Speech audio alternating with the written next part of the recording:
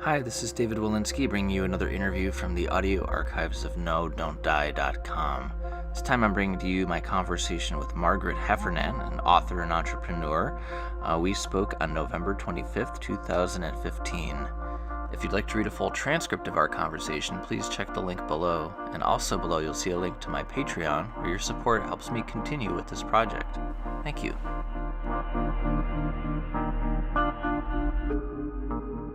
Yeah. I mean, I see a lot in the game industry, a lot of reluctance to call out a lot of basic things. Obviously, in a situation like EA spouses, like it was a fuse that was lit. It was a pretty long fuse, and then it exploded. But I was at E3, the big trade convention for the game industry this past summer. Yeah. And I was talking to someone who is working on one of the most popular game series, and we're sitting outside as the show is ending. They're tearing down all the giant banners around the Los Angeles Convention Center, and we had this conversation about why is nobody talking about a union in the game industry, and that's kind of I believe it, but on the other hand, it does seem to be just a lot of reluctance to still talk about a lot of really basic things. I took that conversation, and I'm working on an article, sort of taking a look, should there be unions in the game industry? Sort of not sort of advocating for or against, but just sort of a look at all the things that would need to be addressed. But sort of going back to the point about Gamergate and companies not feeling like that's the place to talk about it. How can a business culture ever change if people are still sort of reluctant to talk about much beyond crunch? Well, I think what's interesting is most people are very reluctant to talk about anything that matters. I've noticed. Which is they're so afraid they're going to end up on the wrong side of the fashion curve. They're so afraid of what people might think of them. And, of course, the sad truth is that people aren't going to think about them at all if they don't talk about the things that matter to them. But, in Willful Blindness, I quote this astonishing statistic that says that most 85% of people at work have issues and concerns at work that they don't articulate. So, that's a lot of silence. That's a lot of fear. And I think that what I observe is that most people have a big desire to be successful. They think being successful is doing the right thing. They devote a huge amount of their cognitive capacity to trying to figure out what the right thing is. And none of that is creative thinking. It's just following the leader or trying to guess what the leader is going to do next. So I think, it comes back to this sense that people feel under enormous competitive pressure. And no more so more so probably now than ever, because they're being told, jobs are disappearing, they're part of the lost generation, that, if they don't get on the housing ladder now, they're going to be living with their parents for the rest of their lives. So all of this constitutes a significant threat to most individuals. And what they're doing in response to that threat is trying to do whatever they observe is a new definition of success. And, of course, the horrible irony of that is that if everybody's doing that, it's the most dangerous strategy they could possibly adopt. Right. And people in the games industry should understand that, right? Because that's almost a games algorithm in itself. Yeah. How does one fight the cyclical layoff culture of the game industry, maybe without resorting to strong-arm tactics like unions? Well, I guess, because I haven't worked in the games industry, it's hard for me to say. But what I would say is I think that, the only way to confront this kind of problem is to give up caring about fitting in and care more about standing out. And is that a risk? Yeah, of course it is. But it's actually, doing the same as everybody else is a risk, too. It might not feel as dangerous, but it is as risky. And I think the other thing that I say to a lot of people, because I can sound a little intemperate at times, is you're only going to live once. So if you really don't like what you see, you better fix it. Because this is it. This is your job. And you can complain about it, or you can change it. And that's the only choice you have. And I'm the sort of person who would just much rather try to change it, because even if I fail, at least I can say I tried. Yeah. And saying, well, I don't like it, but I'm not going to do anything about it. Well, who wants to talk to that person? It's just, I think, the issues that you're raising are really serious issues. It's about what kind of world do I want to live in, and do I want a part in making it? And if I decide that, no, I'm too afraid to, well, that's fine. But just don't expect the world to change for you, because it won't. Right. No, I agree. And it likely will not surprise you to learn that when I started this project in January, I was told by someone in the industry that no one would ever talk to me. That I obviously ended up proving them wrong, but I do think too, not to turn a blind eye against my neck of the woods in the journalism world. I do think that a lot of these business practices in the game industry have sort of been allowed to take hold because of a lack of journalism, because of the notion that games are just for kids. I mean, the market crashed in the early 80s. Nintendo brought it back.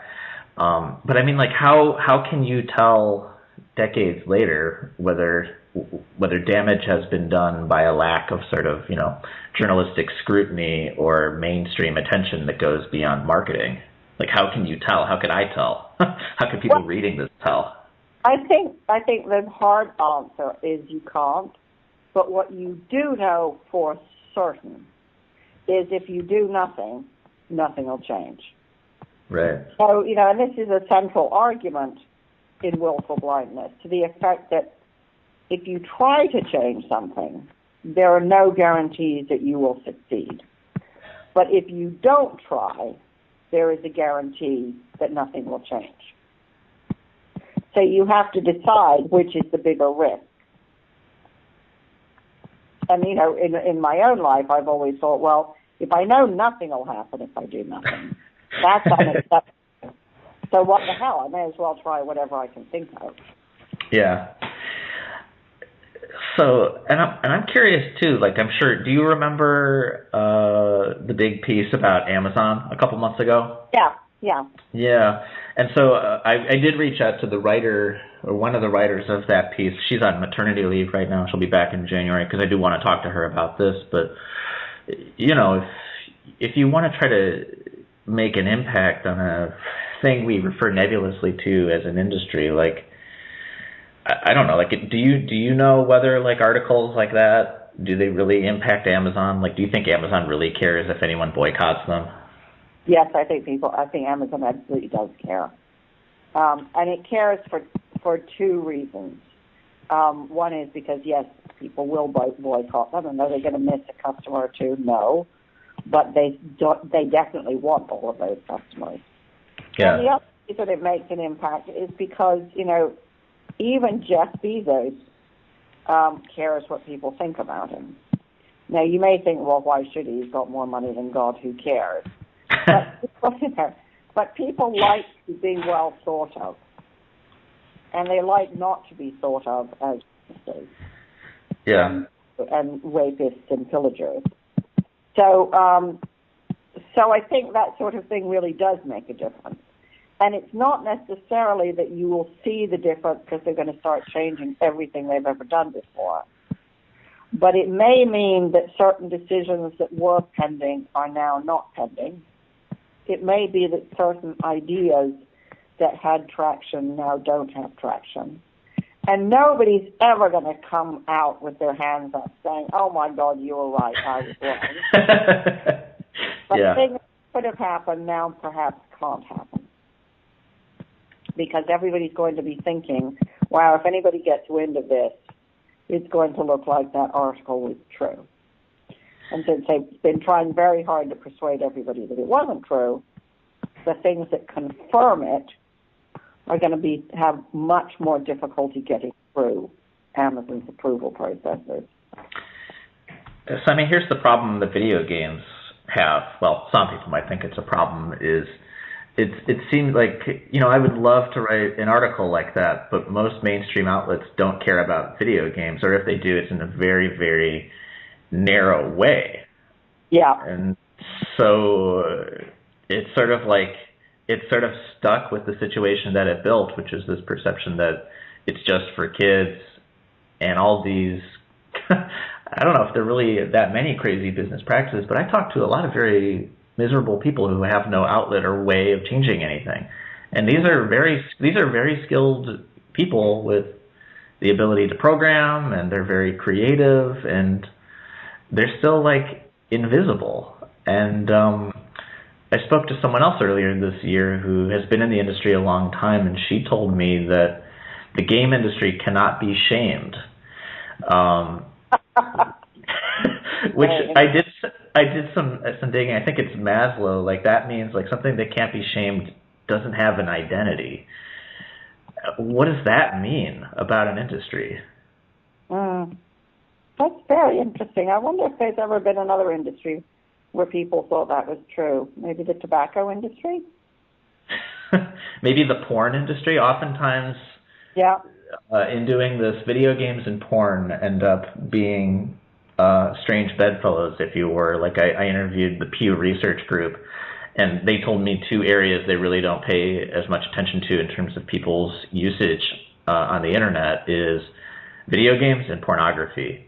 But I mean, I think that's probably a separate conversation. But I mean, what is that? Why? What's that?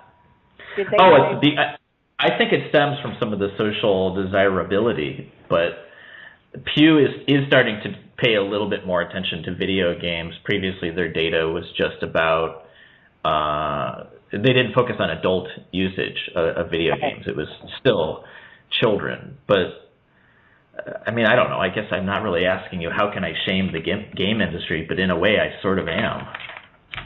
So, what are the usage statistics in the sense that is it all kids? I didn't think it was. No, it's not. I mean, I was told the other day the average age of a person who plays video games is 37. Okay. So last time I checked, that wasn't a kid. Right? I don't think so.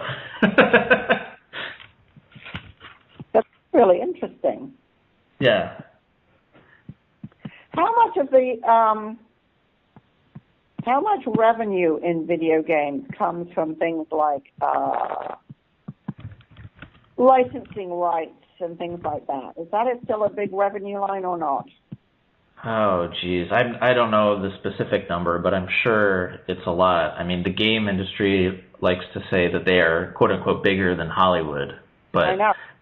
The way that they measure their revenue is weird because they include hardware, and Hollywood does not include sales of cameras in their reports. Right.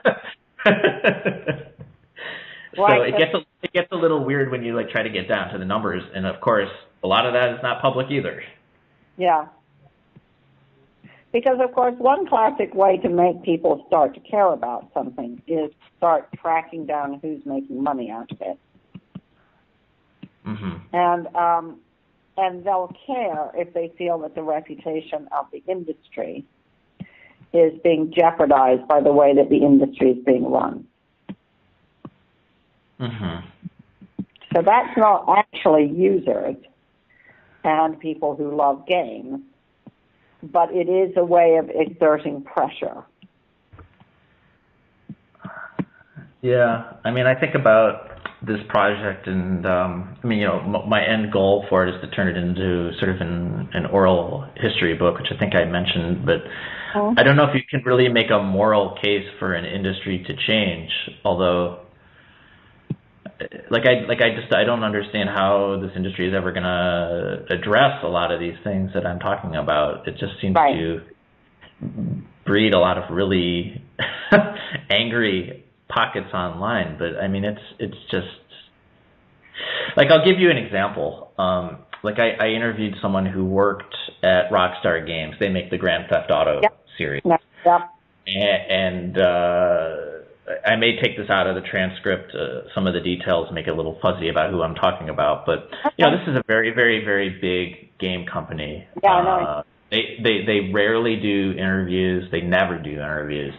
And I found a person who used to work for them. In fact, quit earlier this year. Moved across the country. She lives in California. Changed industries. Has no interest in games anymore. And we posted our interview. She was fine with it. She was really proud of it. And within hours, Rockstar was mad at me. They wanted the interview to be pulled down, but they would not talk to me directly. And I said, if they can write a post explaining why the interview is damaging, I'll be happy to take it down, because I didn't want to get this woman in trouble. But as you said earlier, from there, communications broke down and I heard nothing. Mm-hmm. Oh, interesting. Yeah. So it's a sign that you're onto something. I would think so too. Now that don't stop, because it shows two things which are important. One is that you're onto something, and the other is that people do care how they're being thought of. Mm-hmm. So as painful as this might be, it means you have to keep going. Well, I'm here talking to you, aren't I? Yeah. But I think that's really encouraging, because actually, have they not done anything, if they really didn't care, that would be much more worrying. Mm-hmm. And of course, they do care, because their whole business is nearly wrecked by a crazy Christian, right? Yes. Yeah. So of course they care what the public perception of their industry is.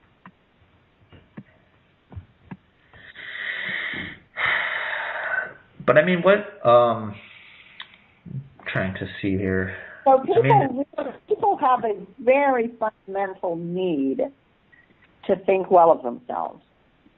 Mm-hmm. And even if you can't explain what the advantage to that self-regard is, they have a really passionate need to have it. It's virtually impossible for the human psyche to sit comfortably with the notion that it's bad. So it matters a lot whether people think you're in a scuzzy business or not. Mm-hmm. Well, to sort of shift gears a little bit, I am curious, because we have been talking a lot about what confounds me about the internet and the entertainment industry. I mean, what sort of confounds you about the internet and social media, what you see on your end of the computer? Well, I think, as we said earlier, I'm really disappointed that it's concentrated biases rather than diffuse them. Yeah. I think that's incredibly disappointing, and I wish I knew how to fix it, and I don't. And I know, lots of people have come up with kind of serendipity algorithms and stuff like that, but it doesn't really fix the problem. So that concerns me. Overuse of social media and so on concerns me, but it's kind of interesting, because I'm not sure it's as absolute as people say it is. I mean, I'm very struck watching my kids that they kind of get over it. They get very obsessed by it and then they get over it. Mm-hmm. I think, to me, and I'm joining an elite club of 5 billion people. The big concern is what's the data that people are collecting, who owns it, and where is it going? Yeah. And the radical lack of transparency in the industry. And for my money, if I were going to campaign about something which I think matters hugely, that would probably be where I would be focusing my attention, because I think the lack of transparency, the reliance on people's stupidity or lack of attention span so that they're not going to think about it, their ignorance about how the technology works and what their cell phone is actually doing all day, I think is really shocking. And it's funny, this call, because I was thinking the other day, is there a book to be done on people who built the internet and now wish they hadn't? I feel like... How do we feel about this? Are we glad we did this in the end? Would the world have been better off without it? And of course, the answer is, well, it doesn't really matter, right? Pandora's box is open. We've done it now. But I think in the same way that some scientists came to regret working on the atom bomb, I think some people have a certain concern that perhaps what was done in the creation of technology for very good reasons turned out not to deliver what we'd hoped for. I don't know if you saw or heard, and I could send you the link, but the man who ended up inventing pop-up ads recanted. He apologized to the world. He did feel incredibly guilty, and there was sort of the typical internet mob thing where a lot of people were saying, oh, he should have been killed and all these other things. People easily say, but if you stop and you think about it, pop-up ads are largely non-existent now. That's right. Like, when is the last time you saw one? Yeah. Yeah, and they went away because people hated them. Yeah. But I think what bugs me about data is that unlike the pop-up ad, I can't see my data being collected. Correct. And most people have no idea, that data is being collected on where they are, what they're doing from their cell phone all day long. They have no idea. They think the battery just runs down because batteries run down, right? Even though you had nothing open. Yeah. So I think the lack of transparency coupled with total ignorance around technology is really terrifying. And I don't use that word very lightly. But there are a bunch of guys here who do a really nice show called The Secret Life of Your Cell Phone, which explains to a lay audience what your cell phone is up to all day. And, it's a really nice piece of public entertainment. It's very, very well informed. But what always amazes me is the degree to which most people in the audience had no clue what was going on. They just have no idea. Their phone company isn't telling them. Apple isn't telling them. Google isn't telling them. Nobody's telling them. And so they've signed up for something they didn't know they signed up for. So this is broad but kind of related, but why are we so bad at talking about systemic problems? Like I see often on the internet, like, we love to label people as racist and to try to excommunicate them, or we like to label them this or that. I do think some of that may be ignoring the fact that you're sort of just making people be more of what they are. But why are those sort of our defaults, and why are we so bad at being able to discuss systemic problems with people rather than trying to put them in the stocks, if you will? Well, cognitively, doubt is more expensive than certainty. So what that means in terms of experience is that it's much more fun to be certain than to listen to the doubts that we have. So we're lazy. Confidently espousing views for which I have no data backup is much more interesting and fun to most people than doing the research. So in that circumstance, And bearing in mind also that most people are tired, overworked, and anxious, why on earth would they choose the harder path? And, in many ways there's a different question to be asked, which is, why is it that actually some people do choose that harder path? I mean, I'm really grateful they do, but, why do they? What are the rewards of that? Because clearly many people do. Yeah. So this is also pretty broad, but I mean, what are ways you think games could be used to develop better cultures? Well, I think in theory you could use games for just about anything. I think they're such a tremendously engaging medium. I think what's required, and you know this better than I do, is some creativity to do it. And to say, no, we're not going to do another old shoot 'em up. We're going to do something more fun this time. But I think, there may be another answer to this question, too, which is it may be that you need to find or design or invent radically cheaper ways of making a game.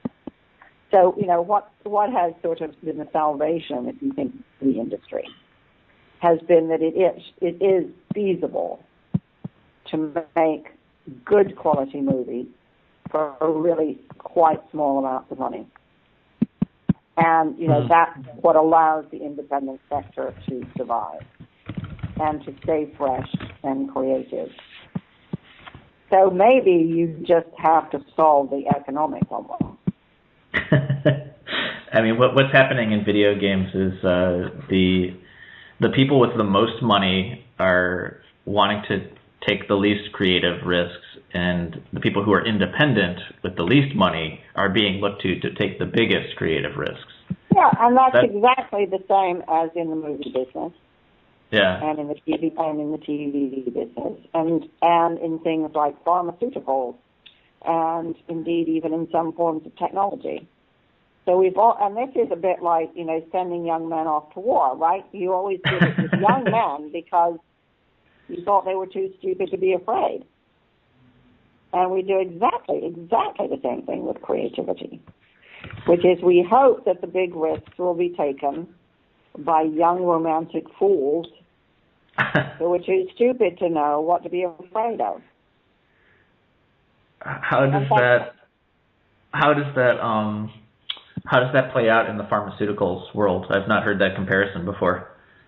Well, actually, the way it plays out is that just to a significant degree now, a huge amount of the innovation which big pharma has kind of given up on is coming from startups, because they're the only people prepared to try something new and different. So, I mean, all of this that we're saying, is it just capitalism run amok? Is it sort of... Well, a lot of it is, and a lot of it probably, Adam Smith wouldn't recognize. It's also about probably an abuse of power. Yeah. People huge amounts of power using it to preserve the status quo rather than to challenge it, which is, of course, what Adam Smith always hoped it would do. Right.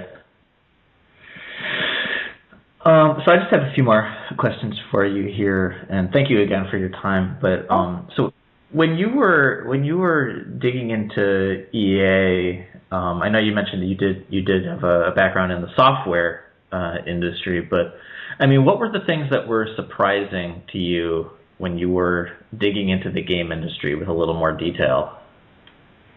I think what surprised me was, because it is different in this respect from other kind of media businesses that I'm familiar with, was the failure to recognize that actually talent and how you treat people has quite a big impact on what you're able to do. So if you think of the analogies in between, say, the games business and movies, people do understand in the movie business that you have to look after your talent. And that's why they pay stupid money for it. I'm really amazed that the games industry doesn't do that. It doesn't even think of doing it, as far as I can see. And it may, of course, pride itself on not falling for some of the stupider things that the movie business does. But I'm surprised that there's so little interest and knowledge, really, about the importance of talent. I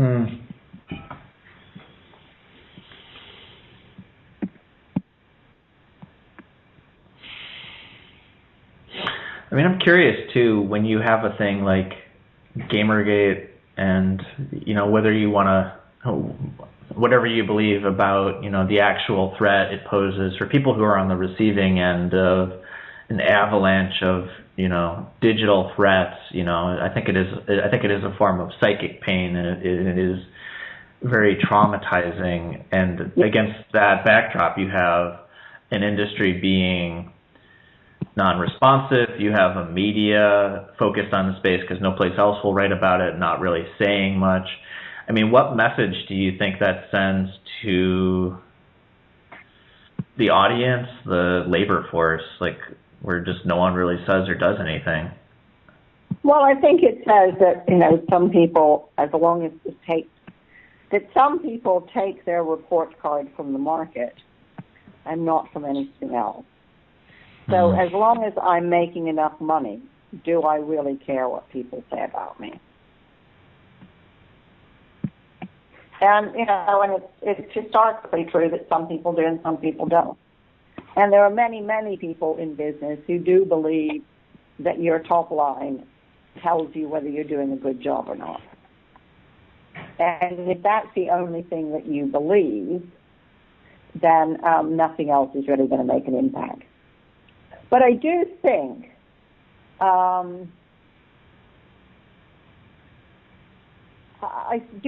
that if you want to change this, you have to, A, attack it from all angles, and B, recognize that it's a very non-linear process in the sense that you're going to hack away, and it'll feel like nothing changes.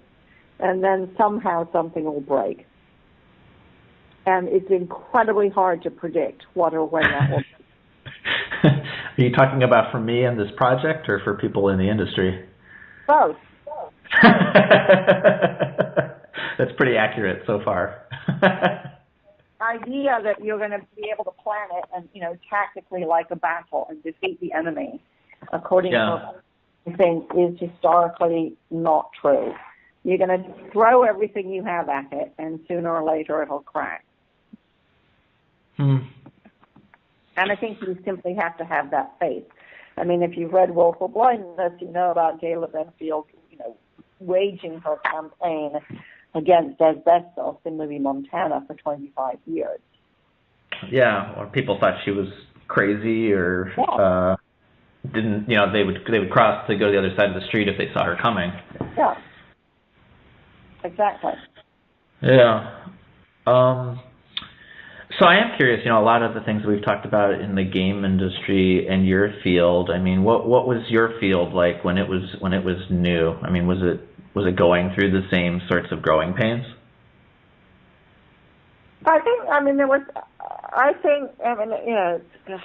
It's really hard to remember accurately.